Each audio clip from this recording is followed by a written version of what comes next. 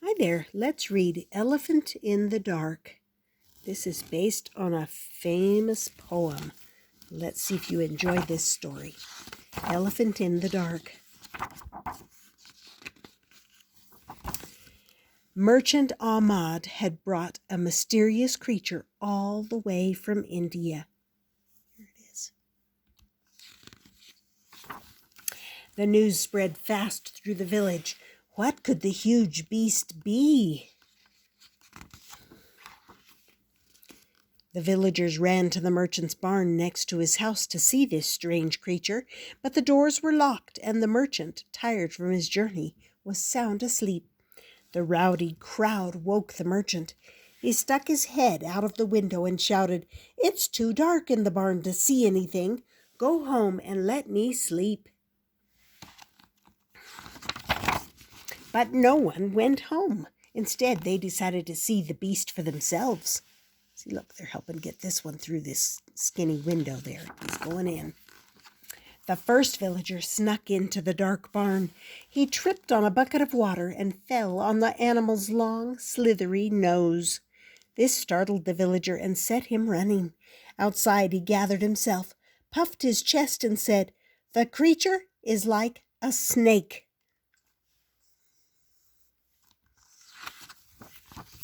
Next, a short man entered and reached very slowly into the dark.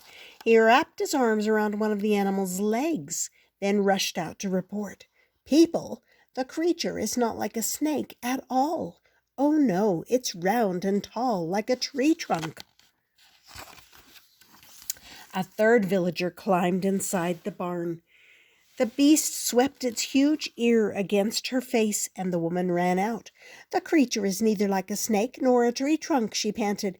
"It's like a fan, a huge floppy fan."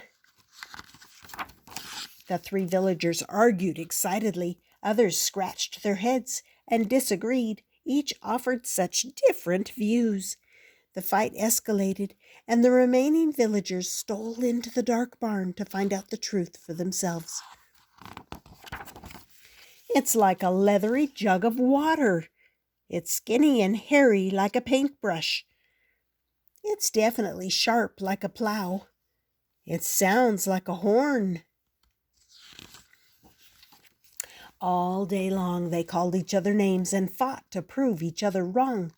Into the night no one listened, but everyone shouted and shoved. Oh no. When the sun finally rose the next morning, Merchant Ahmad led the beautiful, gentle creature to the river. But everyone was still too busy fighting to notice the large gray elephant, and no one noticed that they each knew only a small piece of the truth.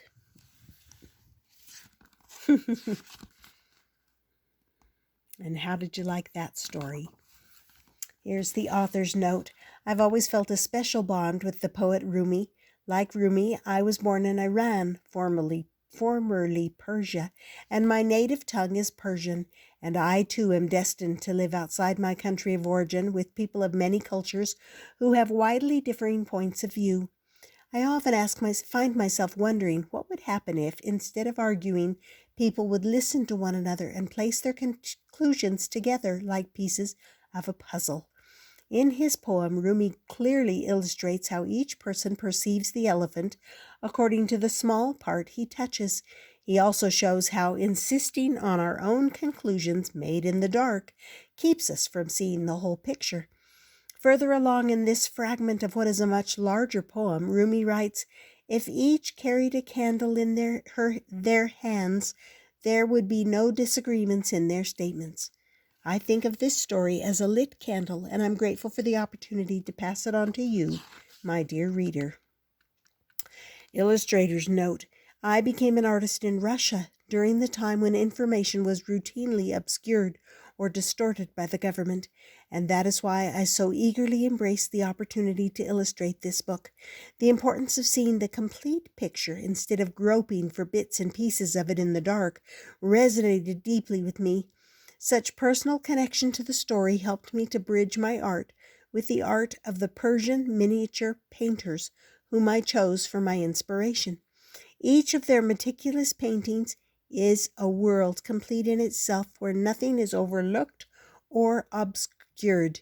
To make that world accessible to contemporary kids, I relied on my own background in visual storytelling and theater.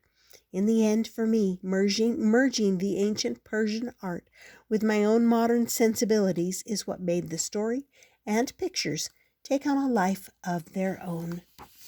And that was called Elephant in the Dark, based on a poem by Rumi. And I hope you enjoyed it and it gives you something to think about.